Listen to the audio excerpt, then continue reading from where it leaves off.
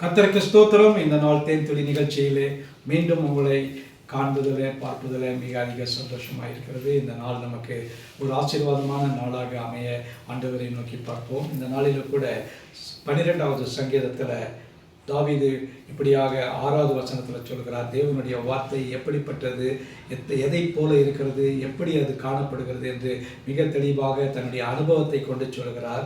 6வது வசனத்தில் கர்த்தருடைய சொற்கள், அதாவது கர்த்தருடைய வார்த்தைகள் மண் குகையில் 7 தரம் உருக்கி புடமிடப்பட்ட வெள்ளிக்கொப்பான சுத்த சொற்களாக இருக்கிறது, சுத்த வார்த்தைகளாக இருக்கிறது.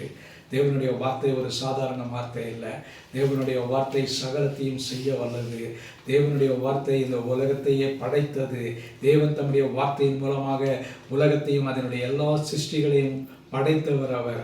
ஆகவே இந்த வார்த்தையை குறித்து சொல்லும் பொழுது அவைகள் ஒரு மண் குகையிலே ஒரு புடமிடப்பட்டதான 7 தரம் புடமிடப்பட்டதான ஒரு வெள்ளியை போல காணப்படுகிறது. அது ஒரு சுத்த வெள்ளியாய் காணப்படுகிறது என்று பார்க்கிறோம்.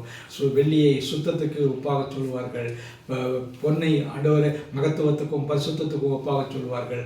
இந்த சுத்த வார்த்தை, சுத்த வெள்ளியாக காணப்படுகிற வார்த்தை நம்மை ஆள நம்ம அதற்கு இடன்படுவோம், அதை ஆட்கொள்ள நம்ம அனுமதிப்போம். அப்படி அந்த வார்த்தையானது நமக்குள் இருக்கும் என்று சொன்னால் அந்த புடமிட்ட வார்த்தையானது நமக்குள்ளிருந்து புறப்பட்டு செல்கின்ற வேளையில் இதுவும் தேவனுடைய வார்த்தையை போல நாம் வாயிலிருந்து புறப்படுகிற ஒவ்வொரு வார்த்தையும் ஒரு வெள்ளியை போல ஒரு சுத்தமான வார்த்தையாக இருக்கும். அசுத்த வார்த்தைகள் ஒன்றும் புறப்படாது, அது பரிசுத்த வார்த்தைகளாய் காணப்படும். ஆகவே இந்த நாளிலே ஆண்டவரை பார்த்து நாம் ஆண்டவரை கேட்போமா, ஆண்டவரே இந்த வார்த்தை எனக்கு என்னுடைய வாழ்க்கையிலும் ஒரு சுத்தமான வெள்ளியை போல இந்த வார்த்தைகள் எங்களுடைய வாயிலிருந்து புறப்படுகிற வார்த்தைகளும் வேத வசனத்தை போல சுத்த வெள்ளியாய் இருக்க ஆண்டவரை உதவி செய்யுங்கள் என்று கேட்போம். நல்ல ஆண்டவரே, நன்றியோடு துதிக்கிறோம், ஸ்தோத்திரிக்கிறோம். ஆண்டவரே, உங்களுடைய வார்த்தை எவ்வளவு சுத்தமுள்ளது, பரிசுத்தமுள்ளது என்று பார்க்கிறோம் ஐயா. வெள்ளியை காட்டிலும் ஒரு பரிசுத்தமுள்ள, ஒரு சுத்தமுள்ள ஒரு பொருளாக காணப்படுகிறதற்காக ஸ்தோத்திரம். ஆசீர்வதிங்க. இந்த வார்த்தை எங்களுக்குள் புடமிட்டதாக ஆண்டவரே எங்களுக்கு ஆசீர்வாதமாக இருக்க உதவி செய்யுங்க. மீட்பர் இயேசுவின் நாமத்தில் ஜெபிக்கிறேன் நல்ல பிதாவே. ஆமென், ஆமென். கர்த்தர் உங்களை ஆசீர்வதிப்பாராக.